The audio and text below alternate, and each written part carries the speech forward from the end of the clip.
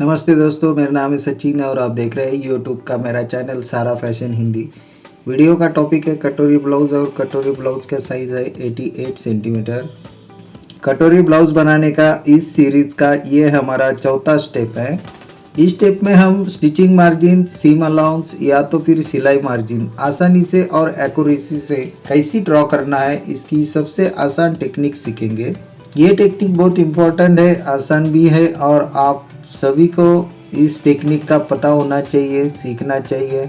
हमें इसका fashion dress blouse बनाने के लिए हमेशा यूज़ करना पड़ता है, इसलिए ये पूरा सेपरेट वीडियो इसी के ऊपर है दोस्तों, ताकि आपको समझ में आए कि मैंने इस ब्लाउज़ का सीम अलाउंस कैसी ड्रॉ किया है। यह हमारा कटोरी ब्लाउज़ का ओरिजिनल साइज़ और शेप का पैटर्न है।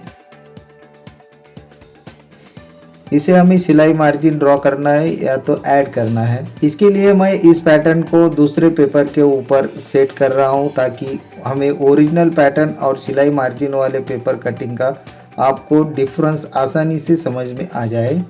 मैंने इसे अच्छे से इस तरह से सेट किया है कि मुझे पता है कि एक्स्ट्रा मार्जिन कहाँ पर आने वाली है और छोटी सिलाई की मार्जिन जोड़ वाली कहाँ पर आने वाली है, उस हिसाब से इसे अरेंज किया है।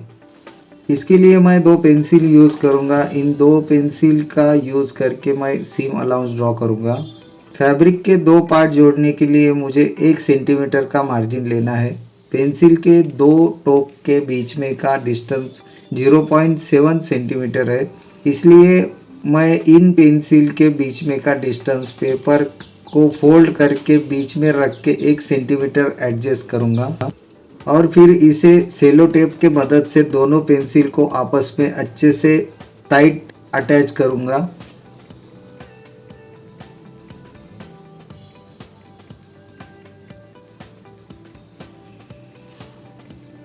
जब मैं इसे यूज़ करूँगा तो इन दो लाइन का गैप 1 सेंटीमीटर का होगा। अब ये मेरा सीम अलाउंस ड्रॉ करने के लिए रेडी है।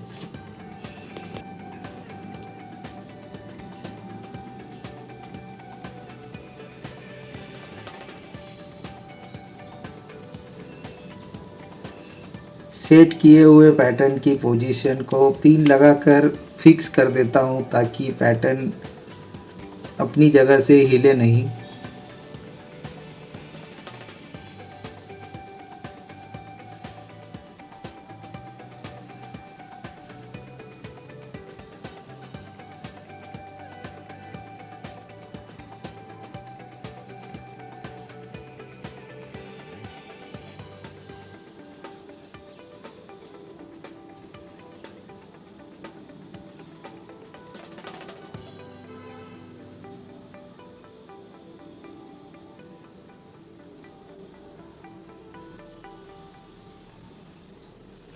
सिलाई मार्जिन ड्रॉ करना ये एक बहुत इम्पॉर्टेंट स्टेप है दोस्तों। इसे ड्रॉ करते समय हमें इस बात का ध्यान रखना है कि इससे हमारे ओरिजिनल पैटर्न का शेप और साइज़ डिस्टर्ब ना हो जाए, इसलिए हमें इसे सीरियसली और आराम से ड्रॉ करना होता है। इसमें हमने दो फैब्रिक जॉइंट करने के लिए 1 सेंटीमीटर का सिलाई मार्जिन लिया है और फ्रंट और बैक बॉडी जोड़ने के लिए 2.5 सेंटीमीटर का मार्जिन सिलाई मार्जिन लिया है। उसी प्रकार से सेंटर फ्रंट लाइन को भी मैंने 2.5 सेंटीमीटर का मार्जिन ऐड किया है। इस प्रकार से सिलाई मार्जिन किस प्रकार से लेना है आप वीडियो देखकर सीख सकते हैं।